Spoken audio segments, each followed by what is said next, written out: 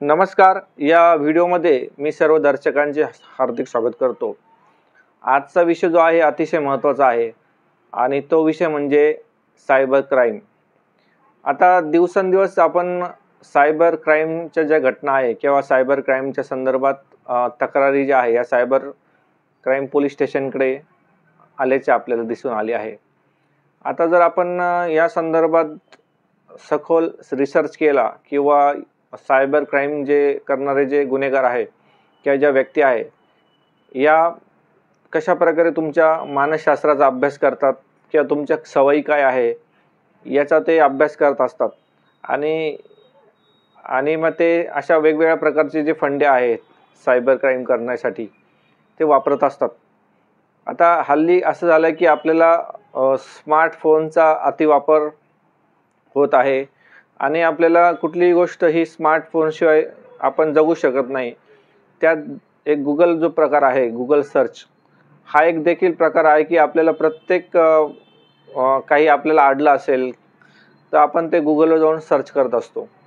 आता बऱ्याच वेळा आपल्याला असं लक्षात आलं आहे की आपल्याला समजा एखाद्या रेल्वेचा, पोलीस खात्याचा किंवा एखाद्या कन्झ्युमर केअरचा कुठल्याही प्रकारचा आपल्याला जर हेल्पलाईन नंबर पाहिजे असतो, इलेक्ट्रिसिटी बोर्ड असेल किंवा ज्या सर्व्हिसेस आहेत त्या संदर्भात जर आपल्याला काही हेल्पलाईन नंबर पाहिजे असेल तर आपण काय करतो की तो गुगलला जातो आणि सर्च करतो. आता या आपल्या ज्या सवयीचा सायबर क्राईम करणारे जे व्यक्ती आहे ते गैरफायदा घेत असतात. आता होतं काय की हे जे सायबर क्राईम करणारे व्यक्ती आहे या हुबेहूब एखाद्या कंपनीचा असेल किंवा एखाद्या गव्हर्नमेंट डिपार्टमेंटचा असेल, हुबेहूब ते वेबसाईट तयार करतात आणि हुबेहूब तुम्ही त्यात फसल्यास जाऊ शकतात अशा प्रकारचे ते सगळे वेब डिझाईन करून ते तयार केलेलं असतं.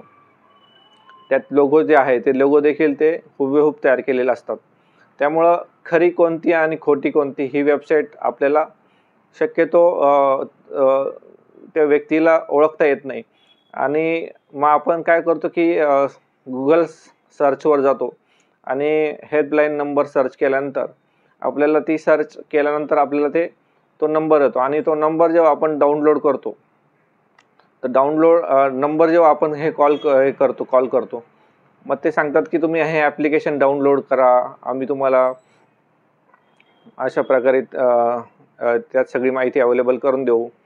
मग जेव्हा आपण हे जे ॲप्लिकेशन तयार करतो आता हे ॲप्लिकेशन देखील खोटे असते आणि पण आपल्याला त्याबाबत काही माहिती नसल्यामुळे आपण ती सर्व माहिती आपली जी आहे आपल्याला असं वाटतं की ही ऑथराईज वेबसाईट आहे आणि मग आपण आपली सर्व माहिती त्या वेबसाईटवर टाकतो आणि मग याच्यात काय होतं की बऱ्याच वेळा आपण फसण्याची शक्यता असते.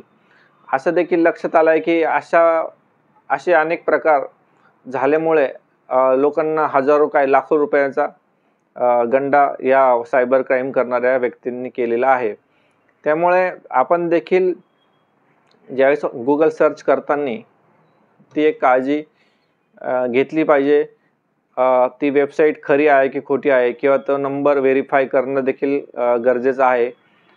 ज्यामुळे आपली सायबर क्राईम जे व्यक्ती आहे, गुन्हेगार आहे, याच्याकडून आपली फसवणूक होणार नाही आणि आपण याबाबत सतर्क असलं पाहिजे. आता हा जो व्हिडिओ जर आपल्याला आवडला असेल तर तुम्ही लाईक, शेअर आणि सबस्क्राईब नक्की करा आणि अशा प्रकारे आपण सतर्क राहा म्हणजे आपली कुठल्याही प्रकारे फसवणूक होणार नाही. धन्यवाद.